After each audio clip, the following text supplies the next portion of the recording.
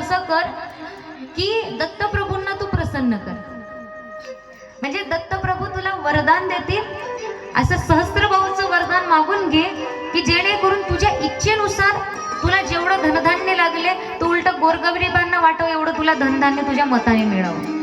तू कोणताही न्याय करत असताना प्रत्येकाच्या मनातील गोष्ट ओळखून घ्यावं म्हणजे तू सगळ्यांसोबत बरोबर न्याय करणार. आणि त्या वेळेला हा अर्जुन म्हणते हा दत्तप्रभू नेमका आहे का. त्यावेळेला गर्गमुनी सांगतात की या दत्तप्रभूंनी अनेकांचं रक्षण केलंय, पालन पोषण केलंय आणि तू सुद्धा त्यांचाच प्रसाद आहे. अच्छा हां, जेव्हा तुझे 100ही बंधू भस्म झाले त्यावेळेला तुझ्या आईने दत्तप्रभूंची आराधना केली आणि तू मिळाले त्यांना. तर त्यावेळेला म्हणतात मला एक तरी असं काही वृत्तांत सांगा की मला प्रभूंवर विश्वास बसेल. तर त्यावेळेला गर्गमुनी अर्जुनाला सांगतात की एक जंबासूर नावाचा एक राजा होता, असुर होता असुर. त्याने पृथ्वीवरच्या सगळ्या राजांना हरवलं. गर्गमुनी अर्जुनाला विश्वास बसावा दत्तप्रभूंवर म्हणून ती कथा सांगत आहे.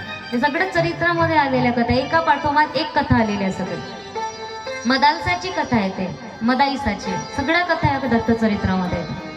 तर या ठिकाणी सांगत आहे की हा जंबासूर नावाचा जो असुर आहे, हा असुर सगळ्या पृथ्वीवरच्या राज्यांना हरवलं आणि सगळ्या पृथ्वीवर आपलं वर्चस्व गाजवू लागला. मी जसं म्हणणार तसं होणार, नाहीतर त्याला मग भोगावं लागेल जमीनमध्ये. आता ज्या वेळेला हा जंबासुराने पृथ्वी तलावावर आपलं वर्चस्व गाजवलं तर याच्या मनामध्ये आता अशी भावना आली की आता खूप झालं, आपलं काय पृथ्वी तलावावर आपलं साम्राज्य चालून आता आपण एकदा इंद्राच्या गादीवर बसण्याचा प्रयत्न. म्हणून आता या जंबासूर नावाच्या दैत्याने राज्यांनी जिंकलं, पृथ्वीवर ताबा झाला, समाधान झालं नाही म्हणून त्यांनी काय केला, देवांना जिंकून स्वर्गावर सुद्धा आपण आपलं अधिपत्य चालवावं म्हणून त्याने देवतांवरही आक्रमण केलं.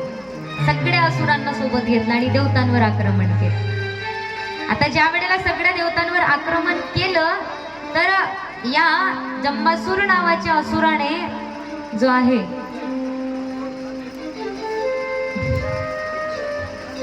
बोली भाग्य बिहारी लाल की